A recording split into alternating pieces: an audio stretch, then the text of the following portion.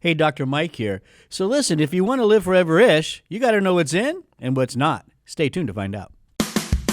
You're listening to Live Foreverish, a show dedicated to helping you live just a little longer. Here's your hosts, Dr. Mike and Dr. Crystal Gossard. Who doesn't want to live forever-ish? Right, Dr. Crystal? Right. Whoa, Dr. Mike. Dr. Mike's got energy this morning. Woo-hoo! Good cup of coffee. 2 cups of espresso. Yeah, 2 shots. 2 shots. Every morning. But that was a while ago. So anyways, yeah, living forever-ish. I always like to remind our audience it's feeling good. It's feeling vibrant. It's being strong. Right? Yeah, Anything else yeah. you want to add to that? You know what? Right? What I always say, it's about the later years in life and the quality of life and the ability to still do the things you love. Yeah, like to walk straight up and get out of the chair without moaning and groaning, because I'm Right. already doing that a little bit. Uh-oh. I know.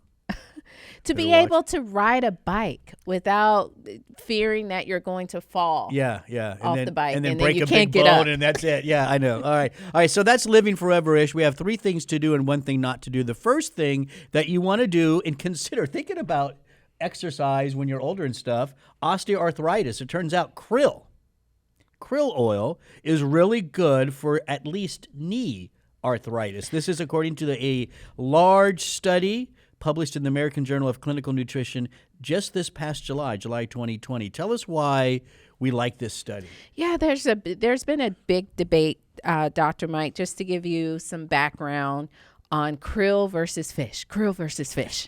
Yeah, do. We've Which heard that. one We've heard is that for so many years now, right? Right. You know, there's been the idea that krill, incorporates better into cells, red blood cells.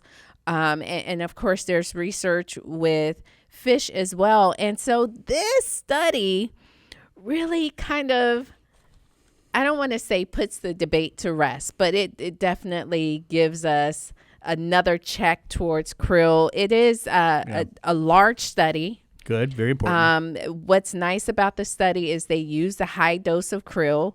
You often find in these nutrient studies, The doses are so low. it's a joke. Well, because they often. want a bad response. I really believe that in some of these people doing this research, right? Come on. Well, it depends on who's sponsoring the study, but yes, When- sometimes it makes it seem like you people either should not be studying nutrients for health because you have no idea. Or do it right? Do the Right. dose right. All that. So large study, high dose. And when we say high dose, actually for me and you, we would consider this a good dose. Like Yeah, it's just a good solid dose. Right. Right. It's higher than what I currently take right Woo! now. Which We'll you get take into more than those I take. doses, Yeah. right. And then it's 6-month duration. Pretty good length. Well, the other thing about the study is they measured omega-3 levels. So I mean, these researchers, they crossed their T's, they dotted their I's, and so it just made me excited to see it because I take krill, and so seeing this research. They covered all the basics that we like to see because going back to maybe some people doing research who don't want nutrients to succeed. Low dose. They don't look at what people's levels are to begin with, right? It's usually just pure survey, and they're not following them very closely. We don't even know if they're taking the nutrient or not. I mean, a lot of stuff like that. But this study was controlled, well designed, and we got some good results, right? Good results. So, double-blind, randomized, placebo-controlled study, 235 subjects, age of about 40 to 65. Now, here's that big dose we were talking about, Dr. Okay. Mike. Let's 4 hear it. grams per day. I thought you took 4 grams a day of omega in general. No, I take 1 gram of krill. Oh, Yeah. of krill specifically. Right. You do some more fish oil, though. Right. So Okay, with okay. krill, those little krill, they're so little. So It's why? so Why? cute. They're not a pet. They're so little. It takes a lot of krill to really get the amount of omega-3 Yeah. fats. I actually didn't know you did both. I do. Oh, yes. I thought you just did the fish. No. I take krill. I started krill in January, and I feel like it's made a big difference. Now, did you do that because we know, you've talked about this on the show. You had knee issues, maybe even a post-COVID type scenario, right? Do you think that's helped? That's exactly why I started taking the krill. And it's, it's one of those things where you take it and you can't expect immediate results. Yeah. And so I just took it in faith, knowing what I knew about krill being specifically beneficial for joint health, specifically beneficial for knee health. That was before this study. And I just took it in faith. And I would tell you, maybe it took a couple of months, Okay. 3 months before I realized I could bend down to tie my shoes. That's nice. That's a and good get result. back up. And so that's the patience that we need sometimes, right? Right. And especially with supplements. We just, most of the people that are taking stuff, they just want, I need to feel better right now. And then they give up. Right. And they don't give it a chance. I mean, this study was 6 months long. Exactly. That was the one thing I noticed. I said, whoa, they took it for 6 months. So I can't, I'm right at that 6 month mark and I feel great. Yeah. My knees feel great. And so, but they were taking much higher dose. And so I would beg to say, hey, maybe the 4 grams could have been overkill. Maybe they could have dosed it down a little bit, but I'm surprised. Normally you would say, yeah, I'm going to do more, because that's kind of how you are. I kind of am, but I picked it up a little bit. I take just an extra 500 milligrams because I am taking fish oil as well. Yeah. So, Now, but in this study, this was pure krill. They made sure these krill. patients were the only omega source was krill for 6 months. correct. Yeah, that's an important distinction right there. Yeah. So we give all of the credit to krill. Just to end, it says here, where did I see this? Yeah, ultimately the study demonstrated that supplementation with krill was safe and resulted in moderate improvements in knee pain, stiffness, and physical function. See? That's good stuff. All right, let's go on to number 2. Remember, this is what you want to do if you want to live forever-ish, and that is regular consumption of quinoa. Yeah. I don't know about regular. Oh, come on. This is another pretty good study that we're going over because it was a crossover study, meaning that the participants acted as their own control. So they consumed a regular diet, normal carbs, No quinoa. which is flour, Yeah. no quinoa, and then that was for 4 weeks, and then they switched over to 4 weeks on a quinoa diet. Right. And what was nice about this study is they monitored the participants' blood sugar levels with a continuous glucose monitor. And that would be the standard way to do it. That would be the best. I don't know. Let me restate that. That's not the standard way that they do it in trials, but that should be Right. the standard. Yes, because now you don't have to worry about the margin of error. You with the continuous glucose monitors, it's a sensor. It's kind of like a patch that you put on your arm, and it kind of has a little pricks down into your skin, and you wear that patch. And so you are able to know what the blood sugar, the rise and fall after a meal, before your meal. I mean, you can just get a better idea of how the body is responding to a particular intervention or what your blood glucose level is throughout the day. And so what they found is there was a reduction in postprandial glycemia. And what that means is the people, when they were those 4 weeks, when they were eating the quinoa instead of the regular carbs, their blood sugar did not rise as high as it did during those 4 weeks when they consumed the regular carbs. I think a lot of people would know this as the sugar spikes. Right. That's kind of how we usually talk about it. So you eat something, if your sugar is spiking right after you're eating that, that's not good. No. That causes issue with insulin sensitivity, and it's the road down to diabetes. But Really, yes, when you right. think about it. So anything that dampens that, right, is a good thing, and that's what happened here. Hey, they lost some weight too, right? Yes, there was a decrease in BMI and as well as waist circumference. Right, which really, from a clinical standpoint, right, That's the one I look at because weight circumference is really what's connected to cardiovascular risk, not necessarily overall weight. Yeah, so the quinoa, I'm a fan. It's a pseudo grain, meaning it's not a normal grain. We actually consume the seed. Provides all essential amino acids. So it's a complete protein, rich in fiber, naturally gluten-free.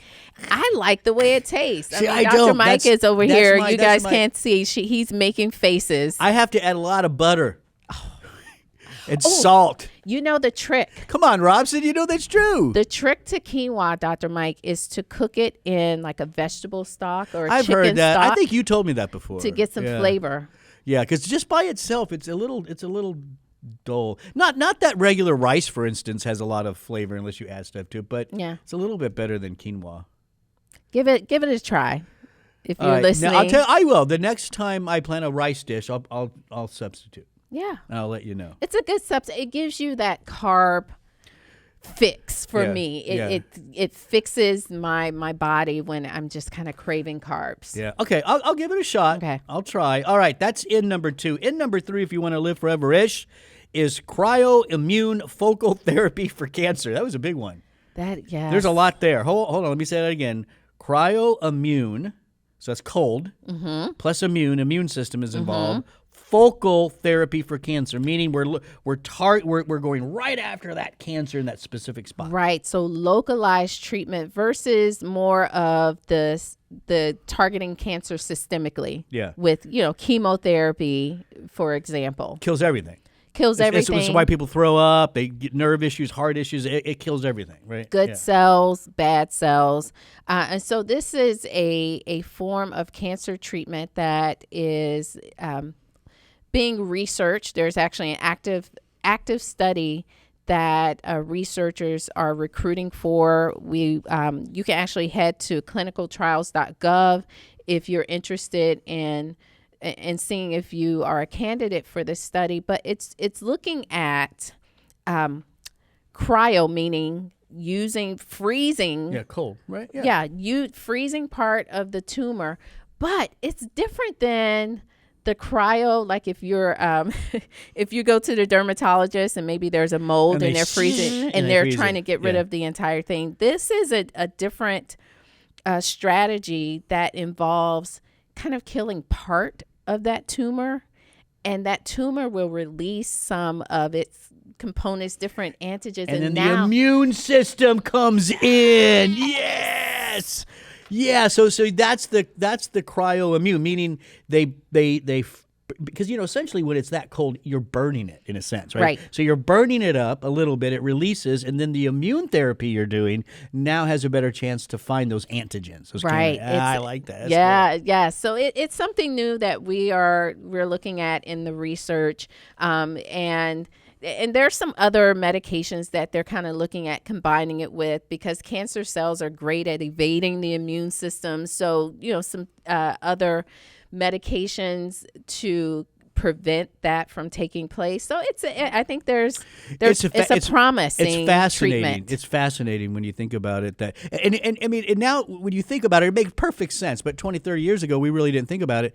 Your immune system is your best defense against anything that's coming at you. Very true. Bacteria, viruses, yeast, cancer cells. Your immune system is there ready to fight those things. So anything we can do to make that job of the immune system more efficient, right, is going to always be good. So you have here, let's see, right now it's being studied in breast cancer, kidney, lung, melanoma, and prostate cancer. Yes. And our sponsor, Life Extension, has been talking and writing about this for prostate cancer for a very long time now. So it's great to kind of see this technology expanding out. Again, clinicaltrials.gov, there is an upcoming clinical trial. They're recruiting new patients with metastatic disease. The number, if you go to clinicaltrials.gov, type in NCT 047-13371, and you can rewind the recording back and listen. Robson, you can put that on the YouTube, because by the way, audience, we don't just post this to the aggregates, right? The pod. We also are on YouTube. What is it? YouTube.com/life extension. Is that the Yes, main? youtube.com/life extension wellness. Life Extension Wellness. So you can actually watch us too. Yeah. So Robson will put up that number there as well. Okay. Thank you, Robson. All right. So those are 3 ends. Those are the things we want to do. But then we always like to end it kind of with something you not want to do, something you want to avoid. And in this case, we have poorly executed. I actually like this. I don't know why this makes me laugh a little bit. Poorly executed vegetarian diets, because I think I've done that. Oh yeah, we call them carbitarians. Yeah.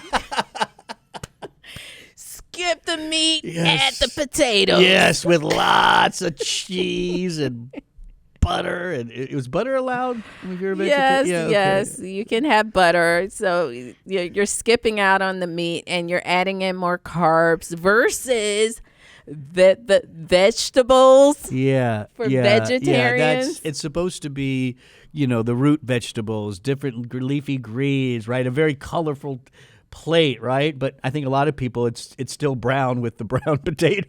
I know. Well, when you're desperate, obviously, in my vegetarian days, sometimes you're just hungry and you want to eat and there aren't any vegetables. You're on a road trip. I mean, okay, so then you end up going for fries. I think there are. French fries are good anytime, not just road trip. I think that. I think sometimes we get too.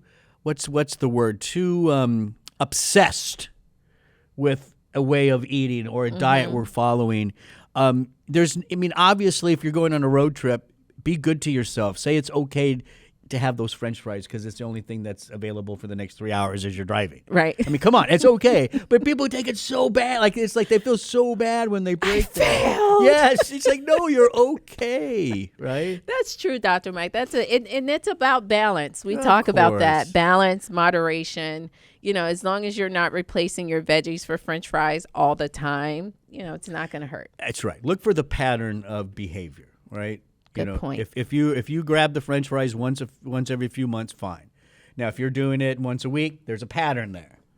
Look for the pattern. Anyway, so this is based on, let's say, results from the UK Women's Cohort Study. What was that about? What did they show? Yeah, so they analyzed diet records for more than 26,000 women and found that over about a 22-year period, vegetarians were a third more likely to break a hip than those who regularly ate meat. Yeah. Which, okay, right there tells you they're missing something then in that pure vegetarian diet, right? There's something they're not getting. There's something there, and I have to tell you, Dr. Mike, I pulled up the full text of this study, and the researchers, they haven't really put their fingers on exactly what the cause is. There's this idea of all the nutrients. Maybe they're not getting the protein. Maybe they're not getting the nutrients that's needed for strong bones. Maybe not enough calcium. Yeah. But they kind of factored that in, and that wasn't the main cause. So the researchers just don't really know at the end of the day. Don't really know. Yeah, I think this needs more investigation, right, to really tease out what's going on. It's one of those things that makes you go, yeah, what's going on there? And there's just not enough here to really tease out what might be the issue and how it relates to bone health overall. Right, but I think the takeaway message is if you are a vegetarian, you have to, it's not something that you can just say, I'm going to cut out meat. It means that you have to plan even more than you would plan otherwise. Yeah. And I think, and if you don't do that planning is where the poor execution comes, right? Right. Yeah. And so if you're going to do a vegetarian diet, obviously you're removing a major source of protein. Right. So you got to figure out, how am I still getting that protein that's important? What do you suggest to most people? Well, about 1 gram per kilogram, upwards to maybe 1.2 grams per kilogram, a little bit higher.